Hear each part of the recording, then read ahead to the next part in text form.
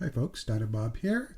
We're in episode 14 of Lost Kingdom series, and today we're going to deal with Smilodon. It's going to be Smilodon populator that I'll be using for this exhibit. We're starting out here at the Prehistoric exhibit, which was our first mammal in. Smilodon will be the second mammal in the Cenozoic portion of Lost Kingdom. This is the path you may have glimpsed coming off that entrance area, and I put in some guest support elements and a few scenic elements as we wend our way uphill here. You're probably noticing fence on the right there. Go a little bit higher and we'll take a look over there. So this is actually one of the Smilodon habitats, and we've got one out there now. I said habitats because I built two, one for the male and one for the female. They share a house that's in the back of this exhibit.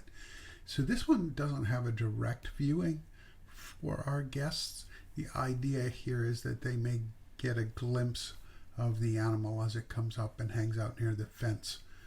If you took a good look at the title card for this episode, you notice perhaps that there was indeed a Smilodon in the picture, sort of hiding in the foliage, and that's the idea that I wanted to convey with this view into the habitat.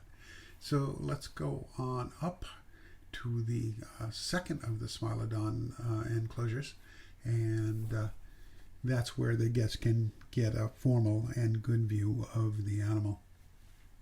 As we make our way up, you can see another fence there, and they might get another glimpse if the Smilodon in this enclosure happens to come up to the fence.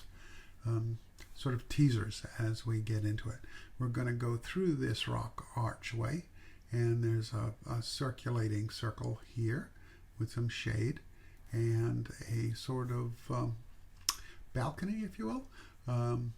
We're looking at stairs down to the lower level there, and then a look out across the park. Right now, that view needs to be improved somewhat drastically to make it a worthy viewpoint. So we're going to go around the circle, past those stairs up to the stairs down, and our handicapped guests can come up this ramp, and to the left past the cafe, they can get on there without having to deal with stairs, and there's a ramp down on the other side. So let's go to the Smilodon formal viewing area. You can see we've got the animal sign and the information sign, a couple of benches for them to hang out on, and they have a good view from here to the feeding pan for the Smilodon. There's one walking away from us there past his little pond, and the upper area on the right is where that fence was. So here's the overview. You can see the building on the left.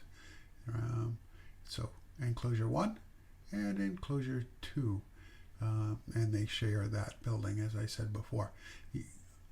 So zoom in on it, and you can see that it's divided inside, doors to close off various portions of it. And that door is closed. This one is open. And that one needs to be closed to totally separate the two habitats. I forgot to do that. This is the keeper area, the run where they'd be working with the animals, door to the outside. The other door goes to their food prep area and such like. So the building, of course, identifies it as the Smilodon building, and that's the Prehistoric care building next to it, so that the Cenozoic animals will share sort of a care area. And so that's the overview looking into the park.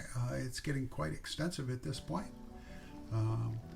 Our animals were more cooperative when we were taking the tour than they were when I was trying to take animal pictures.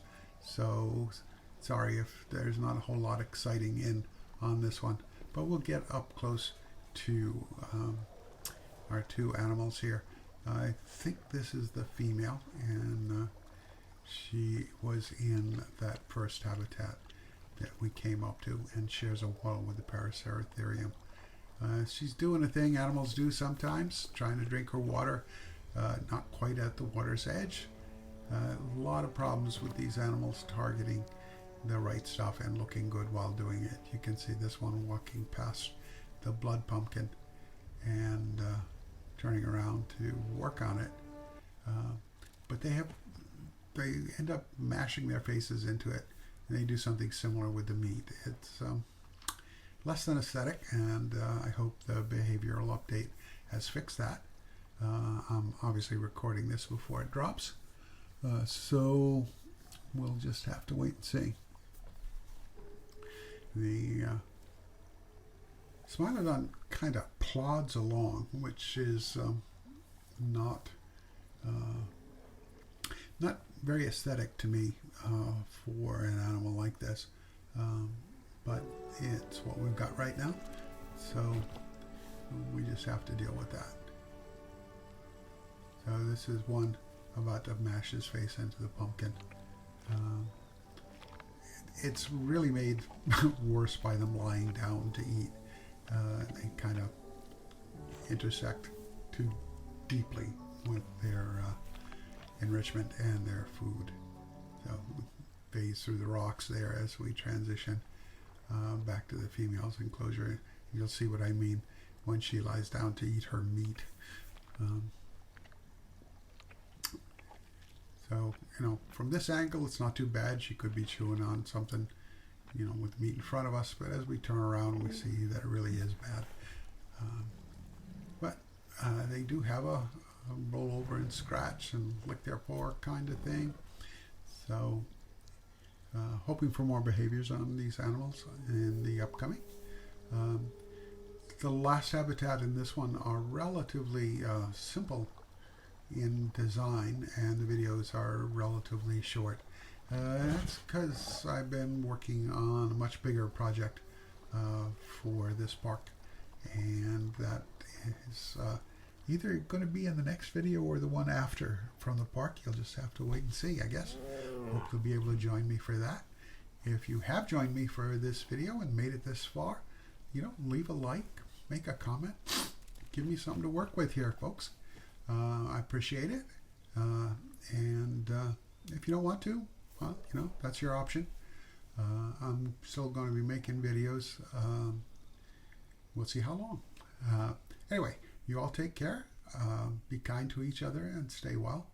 This is Dino Bob, signing off for today, and hope to see you in another video soon.